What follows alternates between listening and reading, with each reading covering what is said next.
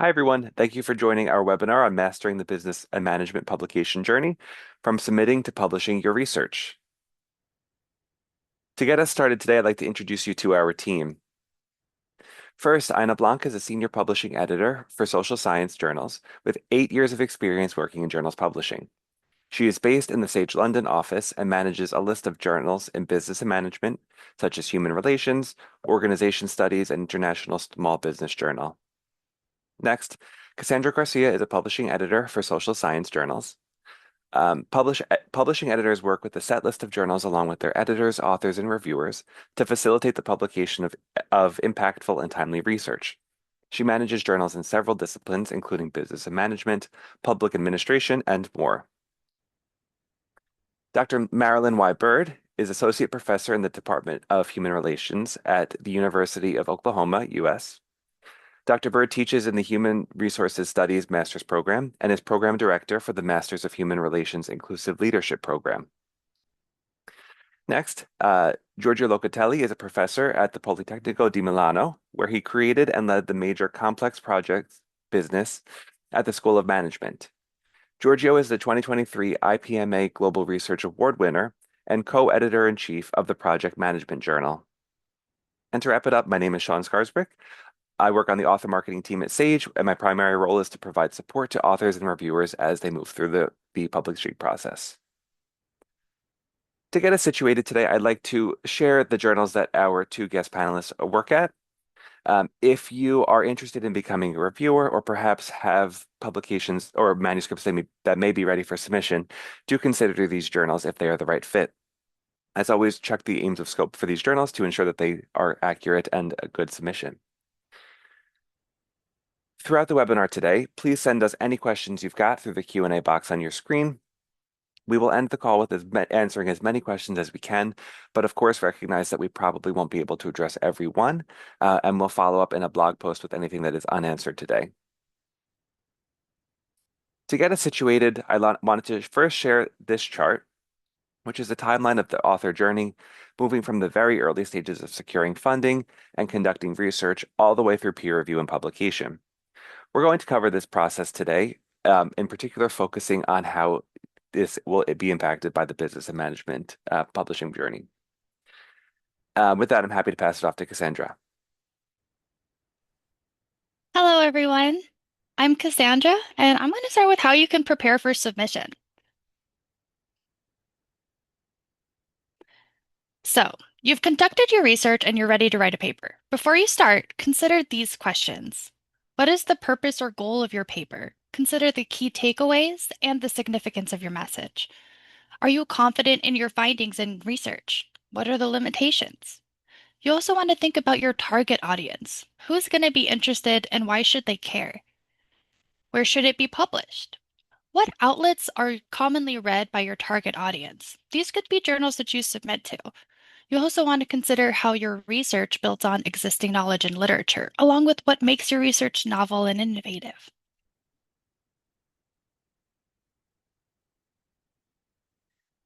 As you start writing, be mindful of article structure. The outline here is a basic example, but the journal you are submitting to will have the appropriate structure. So you should really pay attention to their submission guidelines in case it differs. But I'll go over some of the basic common headers that you'll find today. First is usually the title, authors, abstract, and keywords. A good title and abstract can improve the likelihood of your article being discovered and read. Consider terms frequently used in your manuscript, along with what search terms someone might use if that would help lead them to your paper. Make sure those terms are included in the title, in your abstract, and in the keywords as well. You want to stay consistent and repeat these key phrases in the abstract and in your paper as well. It's also worth noting that it's the title and abstract that are shared with potential reviewers. If the title and abstract are easy to read and clearly outline what the manuscript is about, reviewers will be more likely to agree to review your manuscript and reduce the time your paper is waiting in review. You also want to ensure that all contributing authors are listed. We have some authorship guidelines if you're unsure whether someone meets the criteria for authorship, so go ahead and check those out. You'll also want to ensure that you and your co-authors have connected your ORCIDs to your submission. You can do this at submission, or you can include your ORCID ID in the manuscript author information section. After that, you'll have the introduction. This is where you will clearly state the purpose of your study and the questions you are addressing. You want to allude to the implications of your research to capture their attention before digging in deeper later on in the paper. After your introduction is where you'll get into some methods. You want to try to explain your research methods without using overly complex language. What methods and techniques did you use for your research? How many people were surveyed? What was the response rate? Include important details that can help contextualize your findings and create a story around it. You might also consider using charts, tables, and other graphics if it's relevant for your research. This could help make more complicated methodology become more accessible to readers and cater to different learning styles. You really want to make sure you check those submission guidelines for any requirements on how that journal might require you to present your data. Some journals will have more strict rules than others, so you really want to go through the submission guidelines with a fine-tooth comb to ensure that your manuscript meets all their requirements. After your methods is typically the results and discussion. Here is where you'll share your results and describe how they answered your original research questions. You can discuss how your research contributes to the existing literature. How does it fit into the existing conversations? And what do the results mean, especially in context with existing literature?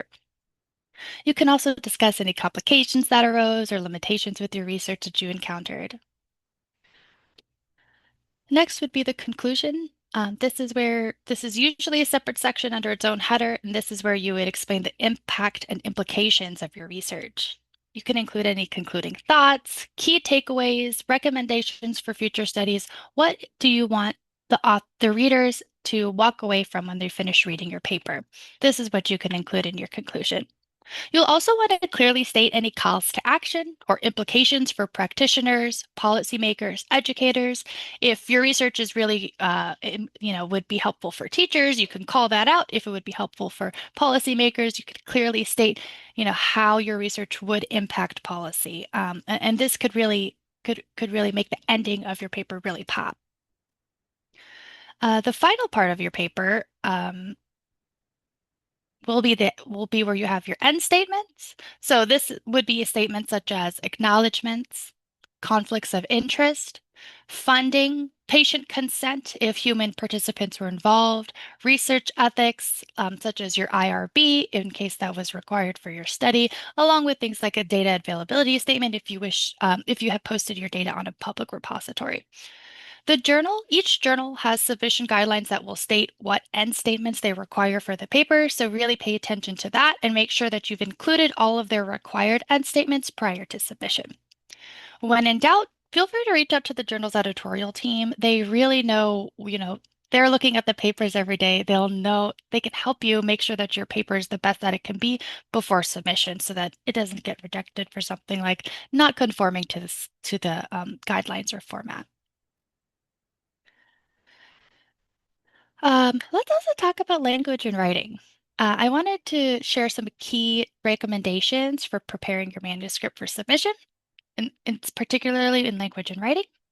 So first, it is essential to use clear and simple language. Writing in the active voice helps ensure that ideas are communicated directly and effectively. This approach improves readability and makes the content more engaging for a broad audience. Before drafting a manuscript, authors are encouraged to read articles from the target journal. Doing so provides insight into the journal's preferred language, tone, and terminologies. This step, this step is especially important for aligning with the expectations of both editors and readers. For journals that might cater to practitioners or have a diverse author base that might include practitioners, it's also advisable to use language that is accessible to a non-academic audience. This ensures that your research can be understood and applied by professionals in the field. If the manuscript holds key takeaways or recommendations, particularly those relevant to practitioners or policymakers, these should be clearly highlighted. Explicitly calling out such points increases the practical impact of the work. Authors may also benefit from using professional editing or translation services, and we have this through a Sage Author Services program. These services can help ensure that your manuscript meets the high standards of clarity and presentation. It is also worth checking whether the journal accepts submissions in languages other than English. Some journals may allow the full article or even the abstract to be published in another language other than English. Check the submission guidelines, and of course, when in doubt, reach out to the journal's editorial team. Finally, the use of artificial intelligence in manuscript preparation should be approached with caution. Authors must consult each journal's submission guidelines and review SAGE's artificial intelligence policy to determine whether such tools are permitted. Unauthorized use of AI tools may lead to ethical or procedural issues during the review process, and some journals may even reject your paper if you do not disclose the use of artificial intelligence. Relatedly, I wanted to touch a little bit on research integrity. So, this is another thing that you really want to consider before submission. You want to read and adhere to all of the journal's research ethics policies, which should be listed on the submission guidelines. You will also want to familiar yourself with SAGE's publication ethics and editorial policies, which include our authorship guidelines and artificial intelligence policy, which I have mentioned.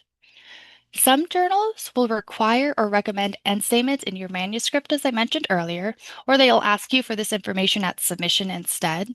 You really want to check those submission guidelines, and if you need any clarifications, reach out to the journal's editorial team. Their contact info is usually listed at the bottom of the submission guidelines. Examples of end statements are research ethics statements, patient or participant consent, conflicts of interest. Some journals may even ask you to include a non-declarative statement. So this is where you would declare the authors do not have any conflict of interest during the preparation and research for this paper. It really depends on the journal, so I cannot stress enough. You really want to check those submission guidelines to ensure that you're including everything that they need and doing it in the correct format. You also want to be sure to include your kind of ethics approval or IRB numbers in your research ethics statements. You could say that, research ethics was cleared by a university, but it would be really important for you to also include that IRB number, or if there's some kind of other approval number, you can include that as well. If your paper includes content not originally authored or created by you or your co-authors, you will need to seek necessary permissions or licenses to use that content in your paper. Make sure you clear permissions before submission and include a statement that you secured permissions in your manuscript. Lastly, you also want to be aware that there are predatory publishers or groups who will offer you publication for a fee. They could be posing as a journal editor or claim to be a third-party service who will submit the paper on your behalf. Verify the person and email address before responding or proceeding with any actions. Confirm that this person is actually affiliated with their journal. Does their email address match the ones that's listed on the submission guidelines? If they're asking for a fee, check the submission guidelines and see if they even do charge a fee. Several journals do not charge a submission fee. Also, most journals do not accept third-party submissions at all. So this would be where an organization or a group submits a manuscript on behalf of authors who are not themselves. We do advise you to confirm with the editorial team that third-party submissions are allowed before asking any third party to submit on your behalf. Usually these are not allowed, but you really want to check the submission guidelines and ask the editorial team. For more tips on how to avoid predatory groups, check out the blog that we've linked here at the bottom. These slides will be distributed to everyone after the webinar, so any resources that I might have mentioned will be available to y'all after. All right, now let's get into actually submitting your manuscript. Now that you've written your paper, you need to find the right journal. Choosing the right journal is crucial to improving the chances of your article being accepted and your research having impact. The business and management discipline is comprised of several subfields, including those listed here, along with many more that just don't fit on this slide. Consider the scope of your paper and which subfields might be relevant to that scope. You also want to, of course, make sure you read the aims and scopes of the journals, as two journals that might seem similar could publish completely different content. Journal websites and homepages can also offer lots of information about the journal and give you a glimpse into the review and publication process. This includes key metrics like citations, review and publication times, the type of anonymization in the peer review, and sometimes the rejection rate as well. As far as finding a journal, Sage has two free tools that you're welcome to use to help find a journal that'll suit your paper. One is the Journal Recommender tool, and the other is the Sage Path service. The Journal Recommender tool is a free web-based tool that allows you to input your article title and keywords, then matches those terms with the relevant Sage journal. Similarly, SagePath is an article transfer service, and instead of just entering your title and keywords, you would submit your article to the SagePath service, and then the editors in that service would help match your paper with the Sage journal. The main difference between these two services is that you do not need to upload or submit your paper in order to use the Journal Recommender tool. It might also be helpful to check out Sage's Business and Management Discipline Hub. This includes a list of all the business and management journals that we publish. There are also discipline hubs for related subjects like public administration. Take a peek at those sites and see if any of those journals stand out to you. Other ways you can search for journals include databases like Web of Science, Scopus, Google Scholar Metrics, along with other indexing databases, which you might be able to access via your institution's library. Get in touch with the librarian if you need access to their digital library and databases. You can also reach out to your peers and supervisors for insight and advice. They might have experiences that they can share with you to help you determine where you might want to submit your paper. This could be existing relationships or it could be warnings. These people might have really helpful insights for you. If you're looking to publish your paper open access, or perhaps your funder is requiring open access publication, you might also want to check if your institution has an open access agreement with the journal's publisher.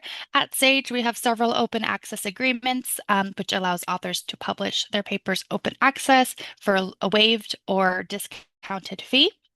Publishers usually have a page on open access agreements where you can see if your article will be made open access for free, if it will be at a discount, and how to select that option. Once you found the right journal, it's time to start preparing for submission.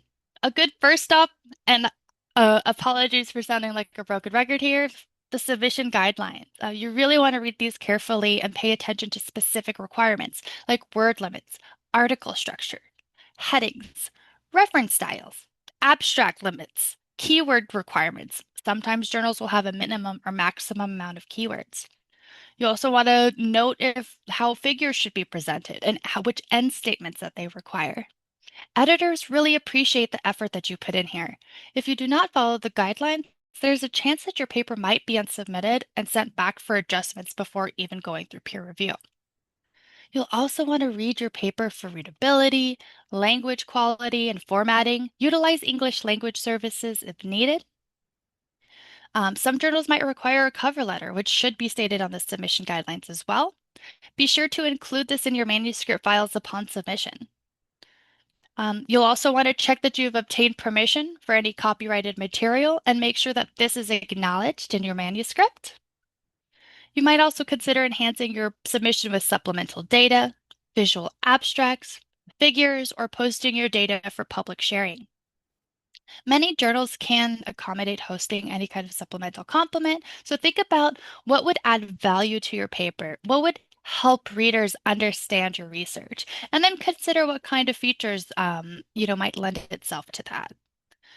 A final and very important step is to make sure that your paper is anonymized properly for review.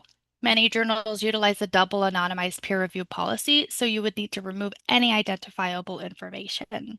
If the peer review policy is not explicitly listed in the submission guidelines, do reach out to the journal's editorial team, as this is important information for you to know.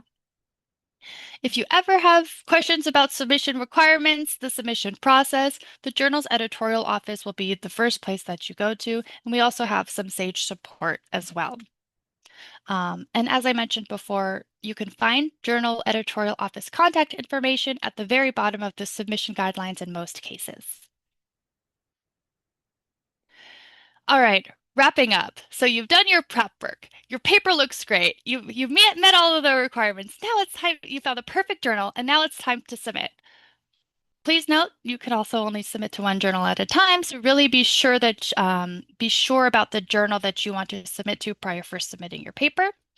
Um, and now you need to find the submission site. This is usually linked on the submission guidelines. It's usually like a button that says that'll say like whatever submission site they use. A lot of our journals will use the SageTrack Manuscript Central platform, but some journals might use other platforms as well. You will need to create an account for each journal you wish to submit. So even if two journals, let's say, are both hosted on the SageTrack platform, you would need to create two accounts to submit to each of these journals. As soon as you create an account, you want to make sure to link your ORCID ID as soon as you can. This way, it could be connected to all of your current and future submissions. And you also want to encourage your co-authors to do the same. Once you're ready to submit your paper, follow the steps outlined in the platform. You will be asked to confirm all of the article information, such as title, keywords, authors, affiliations, funders, etc. This is also when you would upload your manuscript along with your supplementary files like data or other documents. Make sure to read all declarations and statements carefully next to the checkboxes. The boxes you tick might have important ethical ramifications or may involve agreeing to pay additional charges, such as open access or color charges. Really make sure that you answer honestly and read these carefully. Thank you, Cassandra. As Sean has said, my name is Aina and I also work at Sage, and I will now move on to the next steps because the work doesn't end there. So what happens in peer review and what happens if you are successful and your paper gets accepted and goes to production? We'll see now. So now you've submitted your paper and it's in review. How does that actually work? There is a brief timeline. Here's a brief timeline of the peer review process from submission to decision. After a paper is submitted, it is checked for compliance with the journal guidelines. Again, for such things as correct formatting and for fit with the journal's aims and scope. If it passes these checks, it is then sent to peer reviewers. In most cases, peer reviewers are matched to a paper based on the keywords provided in the paper, to keywords provided by the reviewer, if the reviewer has created an account, or to keywords in articles the reviewer has authored. It's important that you choose keywords that are most relevant to your paper to ensure the right reviewers are matched. Reviewers are invited and then given a deadline to submit their review. Reviewers then assess the paper and prepare comments for the editor and comments for the authors, and make a decision of, a recommendation of revision, reject, or accept to the editor. The editor then, based on those recommendations, makes a final decision. And just moving on to the next slide, I would just like to touch a bit on the keywords and how to become a reviewer, which is, I believe, one of the questions that we had in the chat. So as you may already know, peer review is an important part of the research ecosystem. Reading and reviewing can help you improve as an author and help you familiarize yourself with the current literature within the discipline. There are two ways that you can start the journey of becoming a volunteer reviewer. The first one is by creating an account on the journal's peer review site. As Cassandra has said, you can just access that via the manuscript submission guidelines. Use strong keywords to illustrate your research expertise. Good keywords are descriptive, but not too descriptive. And we've just left here on the right some examples of good keywords and keywords to avoid. The second way to become a reviewer is just by connecting with the editors. A reviewer may consider reaching out to the editors via email, which can be found at the bottom of the submission guidelines, or by creating a Web of Science account.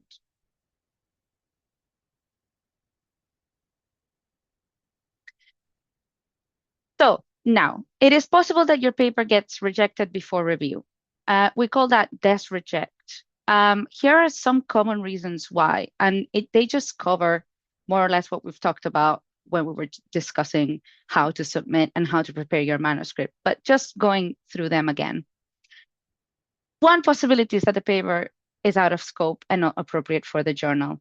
This is why it's crucial to read the aims and scope before submission. You may even want to reach out to the editorial team to see if your paper would be a good fit for the journal if you're still unsure after reading the aims and scope.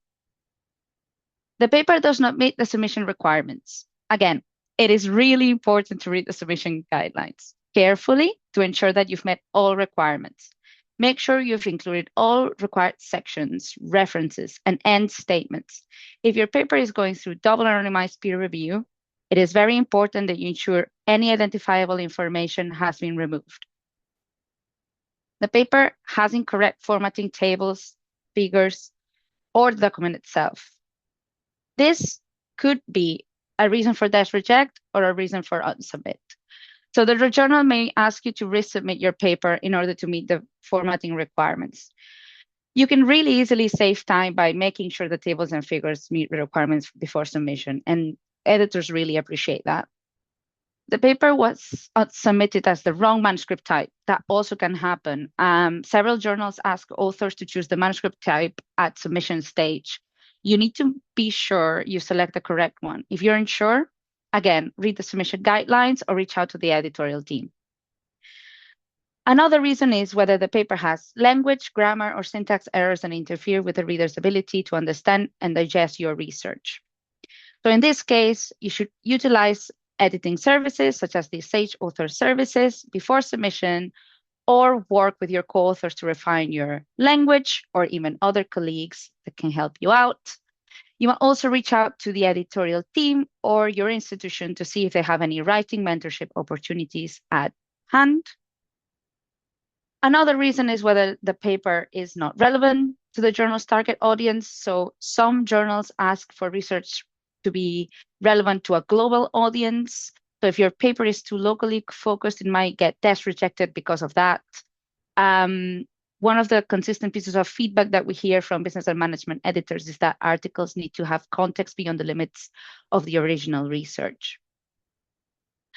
Another reason might be that the paper has inadequately presented methodology or data, or perhaps the data or the methodology is unclear or confusing. So you should probably ensure that any survey data is accurate and provided. I provide the editor with additional information to explain the data if you have concerns that the results may be misunderstood. And then just a little bit tied to this, just clarity in expression and writing is really, really important. So ensure that your motivation and obviously your contribution to the wider research in the field is crystal clear. So some of these things that we strongly recommend you check within your paper before submission to ensure your paper is the highest possible quality and to avoid test rejection.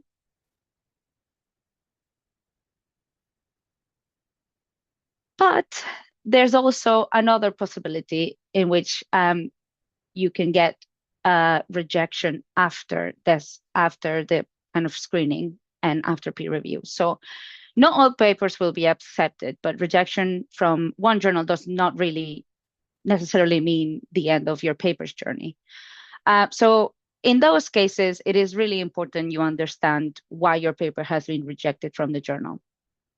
So your decision letter should include reviewer and editor feedback.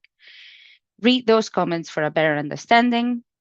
It could be that reviewers were not convinced of the contribution to the knowledge base. Perhaps the methods are not robust enough for the journal, or specific sections are too weak. Weak methodology could be, for example, too few observations on quantitative papers, or lacking transparency on qualitative methods. Or maybe your paper wasn't focused enough or fundamentally flawed. So in those cases, do try and take the rejection in stride. Criticisms are there to enhance your paper, and they're not a personal critique. Focus on why your manuscript was rejected and give yourself some grace. And to be honest, there are very few papers that are accepted without any rejections or revisions. Most papers go through one or two or more rounds of revisions before acceptance. You can always revise your paper to address reviewers' concerns and submit it to the same or a different journal in the future. And if you feel that your research is sound and the findings are significant, continue working on your paper and submitting it to journals. Don't give up.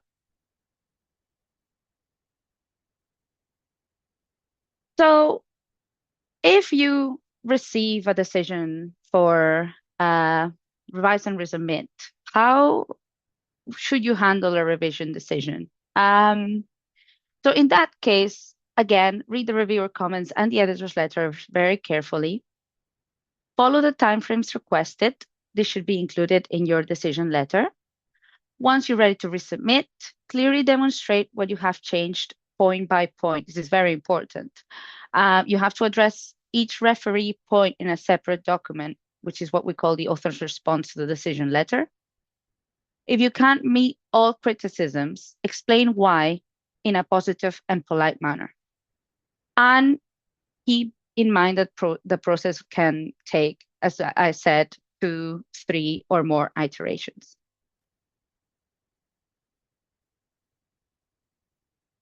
So what happens if after revisions, your paper is accepted?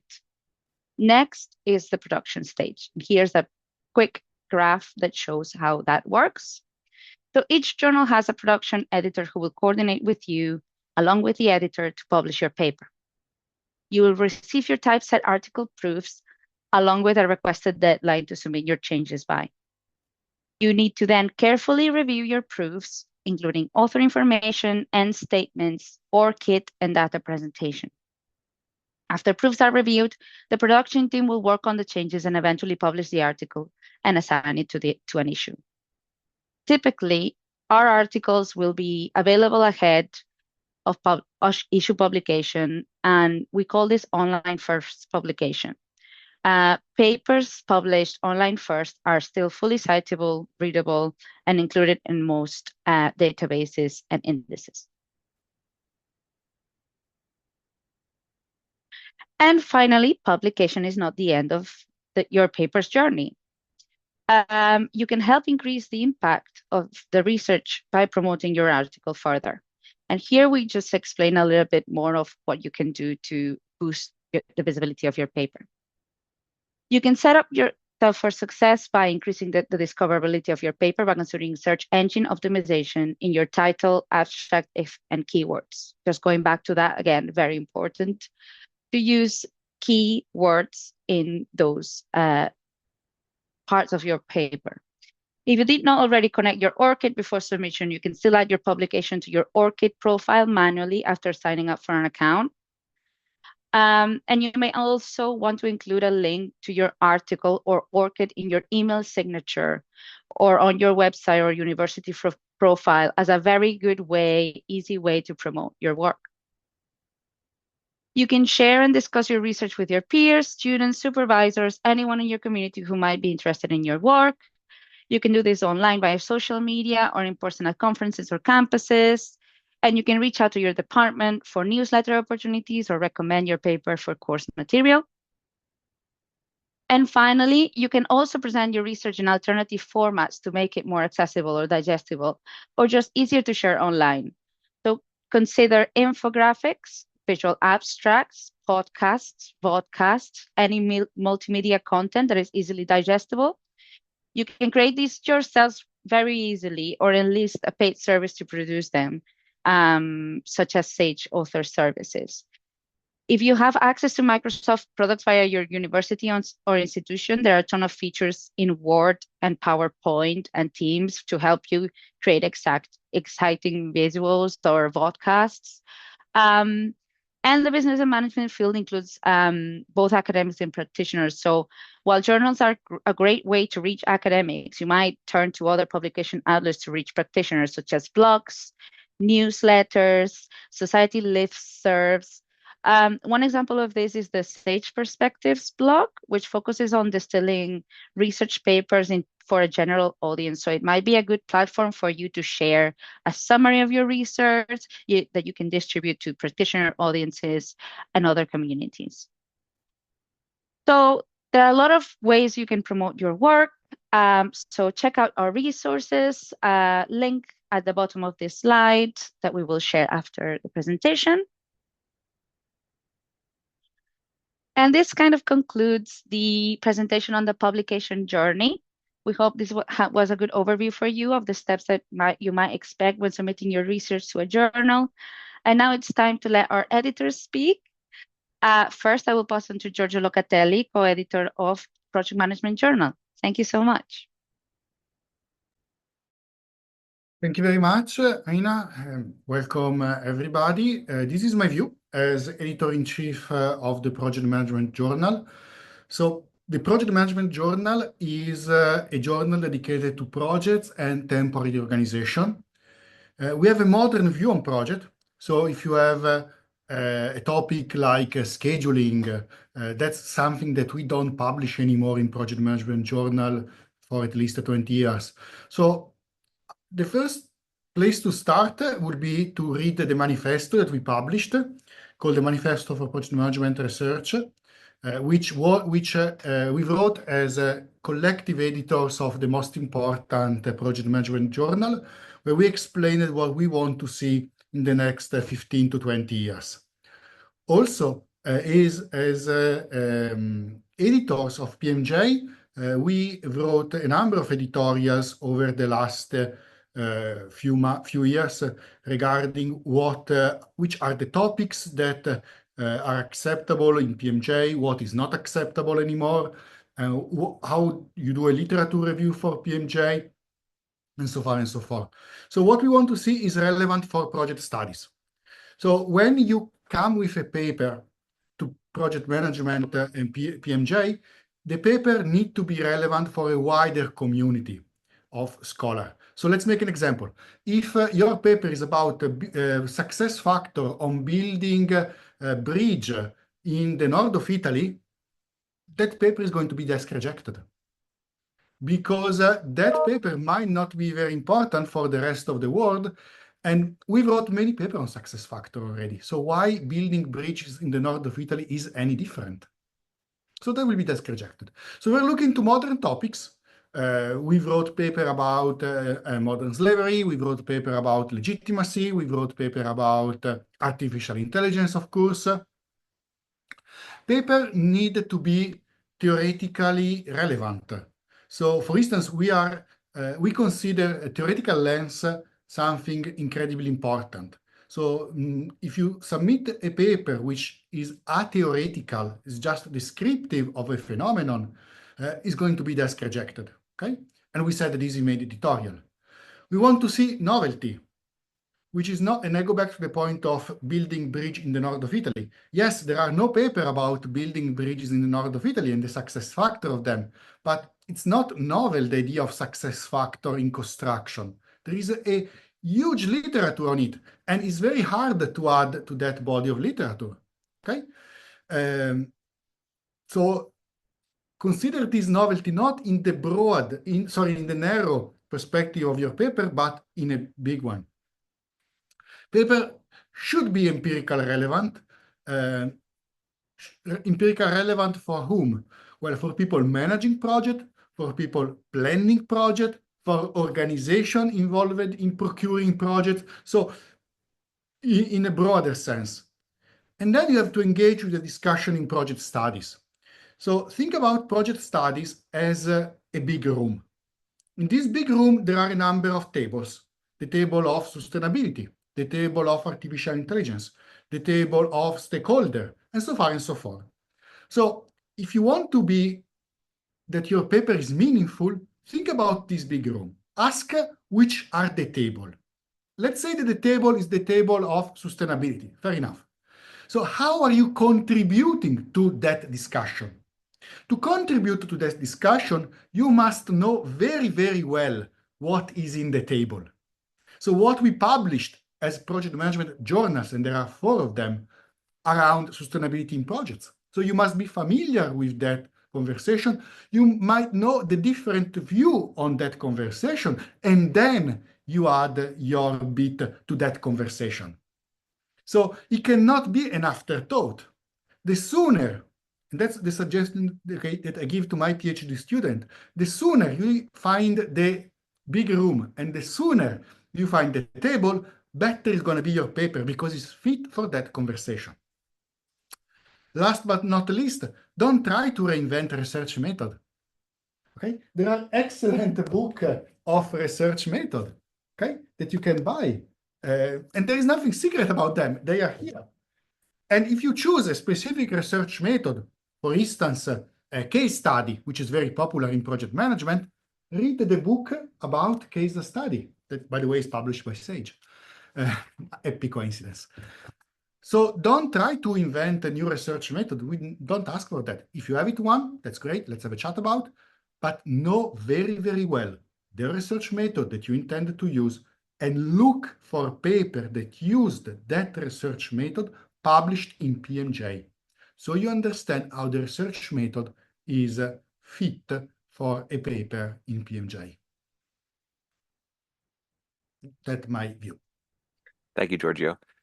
Very excellent insights, very useful. Marilyn, can we pass it off to you now?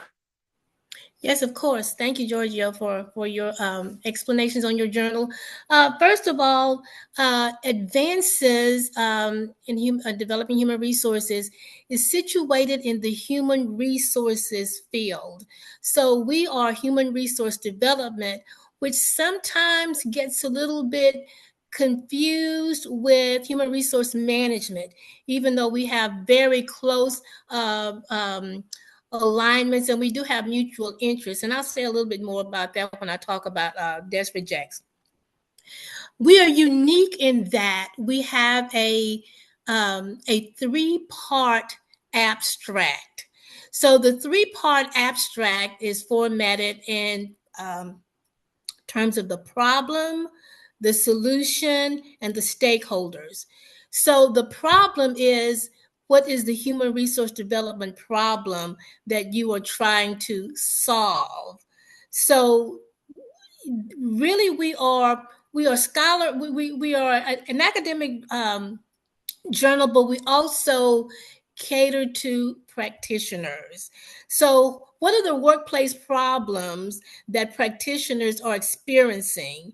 And, how does how can our research inform practice so that, so that those practices are improved?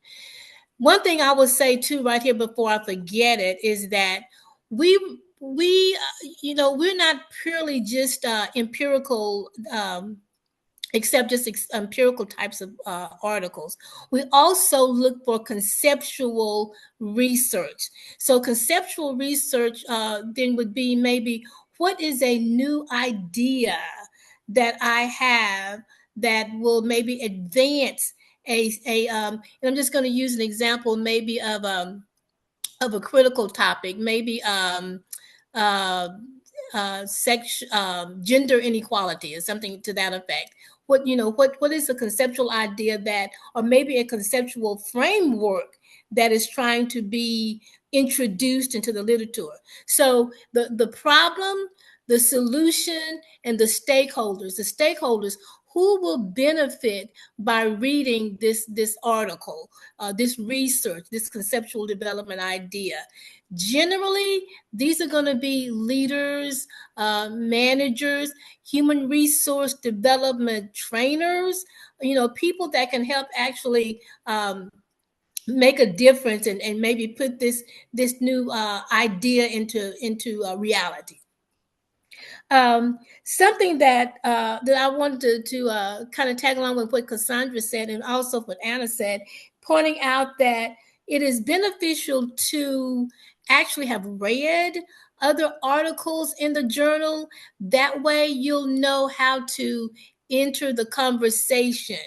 So in this case, it may be best to, if you already have a paper that you have written, and then you try to submit it to advances, possibility it may be disrejected because you're not entering the conversation with the, that you can actually improve, or your research is going to make a difference. So it might be a better idea to to kind of research journals, and then maybe in this case, particularly if you're submitting to advances, know how to enter the conversation. What is the literature that's already existing in the human resource development field that your idea can help to make a contribution? The biggest desk rejects that I get are those that are more human resource management relevant. So again, there is this, there is this fine line between HRD and HRM. So a lot of times, rather than outright desk reject, I will unsubmit, give the authors an idea how maybe to show how HRD and HRM can come together and make some kind of implications for practice. Uh, Again, we do make implications, and we do ask for implications for theory and research, but we are really big on practice, because the inception, the journal was actually uh, launched with the idea of practice, making improvements in practice. So research to practice. So those are some of my few insights. Thank you so much. That is extremely helpful. Um, we are about to move into the Q&A, but before we do so, I need to plug some, of course, upcoming webinars on our end. So a week from today, we have a webinar about research that impacts the queer community. And this is a great webinar timed for Pride Month, and sits very well in the global conversations about how to support the queer community. So definitely join if that is an area that you're interested in developing. We've also got other webinars throughout the summer, one on article and journal level metrics, one on how to get published in a special collection or issue, and then also a webinar at the end of July, which is an overview of our Sage Gold Open Access program. So that will be a really nice insight for anybody looking to learn a little bit more about open access, which I do see a number of people asking about today. We have on we call it the Journal Author Gateway. We have a list of resources available to anyone who is looking for more information on getting published, or people who have published on how to promote yourself. We've got translated content as well in simplified Chinese. And the last thing I want to talk about, which I will leave up here on the screen, is our new author newsletter. This will be going out quarterly to anybody who registers, and it will provide information about academic publishing resources and lists of upcoming webinars. So if you enjoy the webinar we're having today, definitely sign up so that you can get first access to any of them as they pop up. So I will leave this on the screen as I continue talking and share our first question. Feel free to continue sending questions, and as we discussed at the beginning, any questions we don't address live, we will follow up in a blog post. So our first question here is about the type of voice you should be using in academic papers. So somebody wrote, you've recommended using first person and active voice when writing academic papers. This person said that they were always taught to use third person, excuse me, and passive voice. Can you expand on this, and why is this recommended? Is it widely accepted across journals, or is it more specific in the subject area we're talking about today?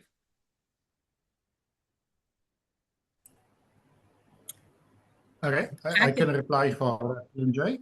Oh, sorry, Marilyn, if you want. No, go ahead, Giorgio. Go ahead.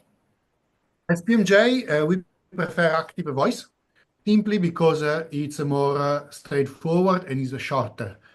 Mark, it, and Apple. Very clear, very simple, 4 words. And Apple has been eaten by Mark. 6 words, 50% longer, more difficult to read, no reason at all. So unless it's absolutely necessary to put passive voice, we prefer active. We in ADHR, we prefer third person, because I think that's the generally preferred for APA. But third person is the preferred.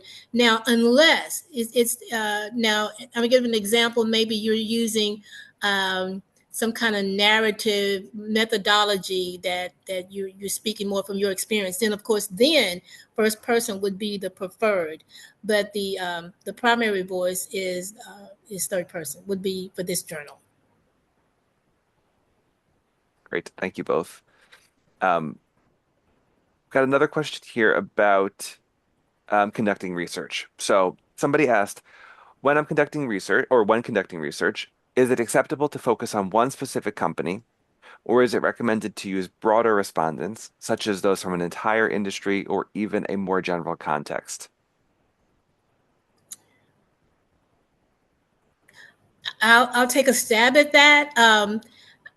Without knowing what a specific research question would be, and I'm a qualitative researcher, so I look through more of a qualitative lens. The number of participants is usually less. If you're interviewing people, if you're looking at maybe survey results, maybe a much larger um, uh, audience, I guess you would say.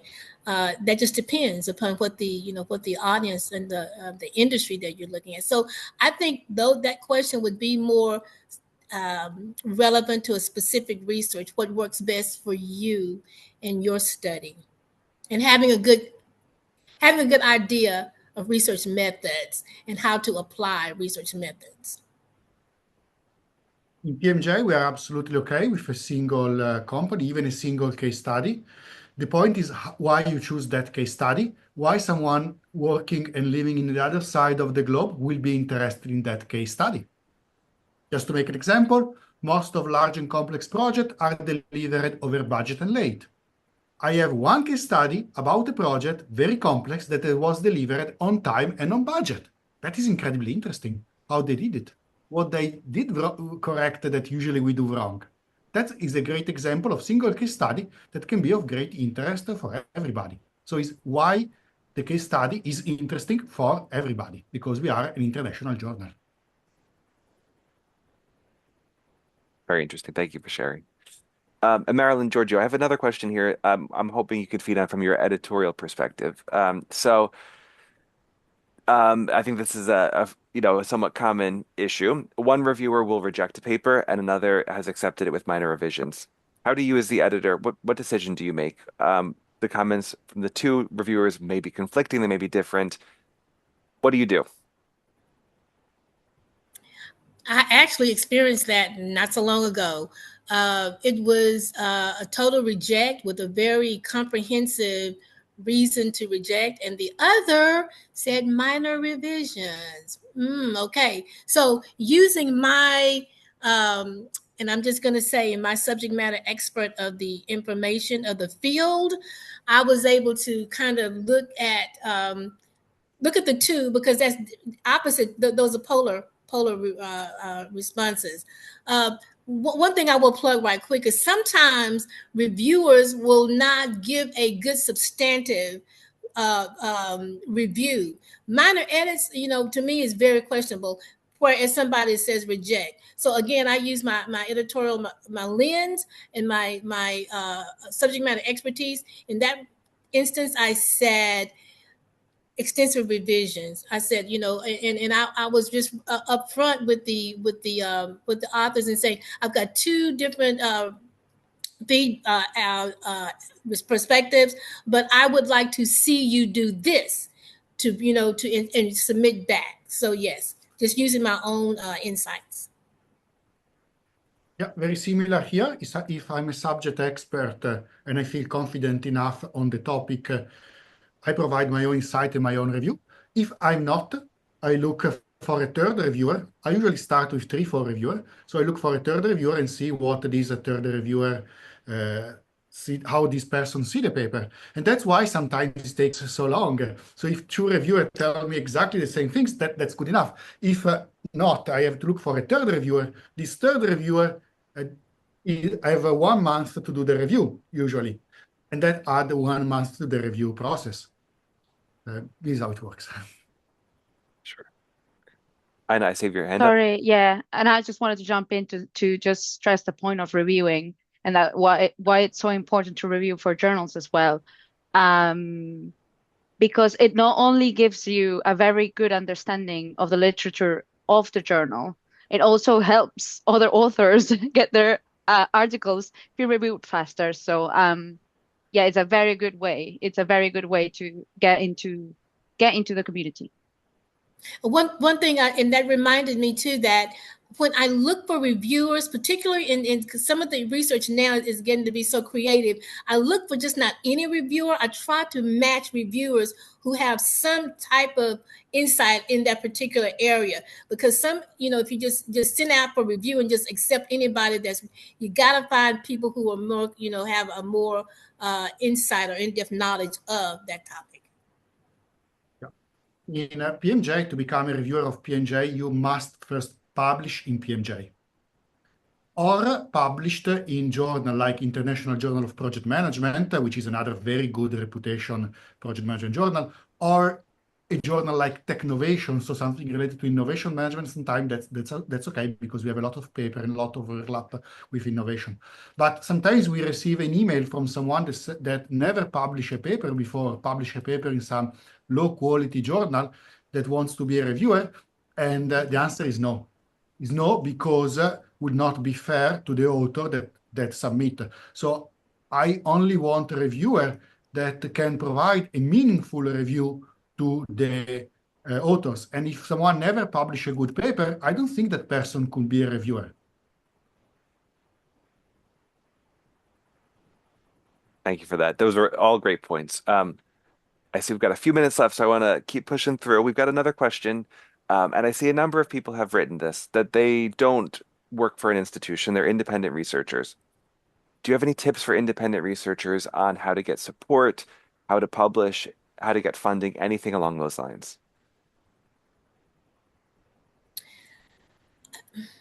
So by independent, well,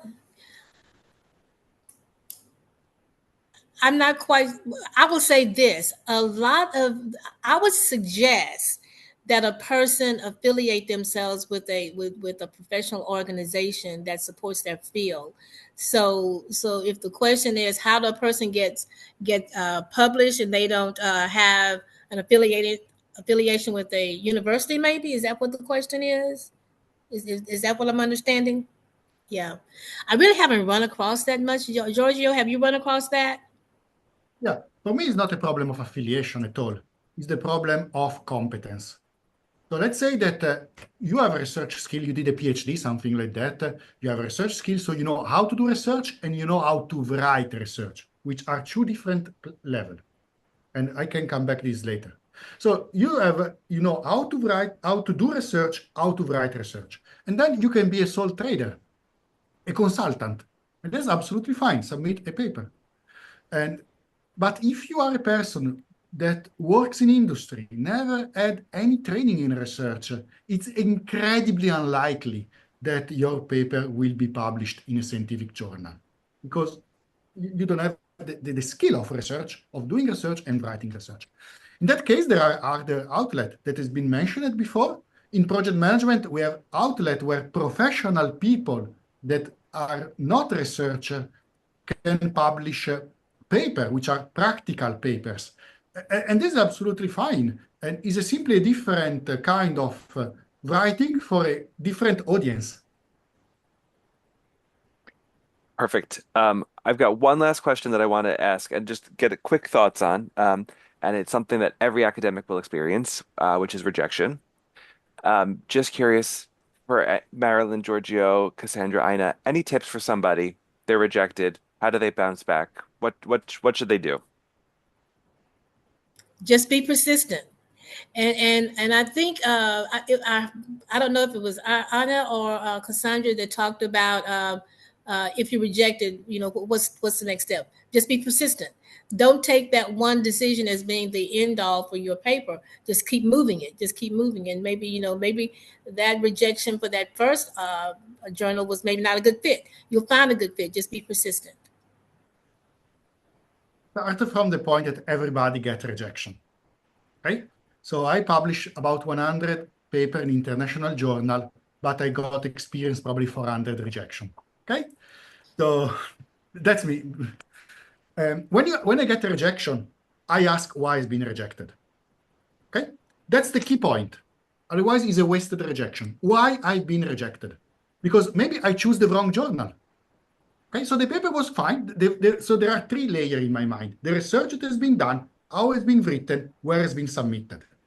Okay, and maybe the research and the writing is perfect. I submitted to the wrong community, so I have to submit to another community. Or the research was good, and I wrote it in a different way, in a difficult way, so I have to change the writing. Or there was something wrong with my research. There is a bias in the data, or the topic is not relevant for anybody. So these three things. And you really need to understand this, have a discussion with your supervisor, have a discussion with your colleagues, ask other people to read your paper before submitting. And that's it. And try to learn from every rejection. This is how you improve it. You learn more from rejection than acceptance, than paper accepted, definitely. I think that's some very good advice to end things on. So I want to thank everybody for attending live today. It was very nice to have all of you. Huge thank you to our speakers, to Cassandra, Ina, Marilyn, and Giorgio. Your insights were very much appreciated. Thank you to everybody joining. Note again that we will follow up to everyone who's joining us live with certificate of attendance, a recording. Anybody who's watching this recording, we hope to see you in a future live webinar. And of course, um, a shout out again for our upcoming webinars, including next week's webinar on research that impacts the queer community. And with that, thank you very much, and I hope to see you in a future webinar. Take care.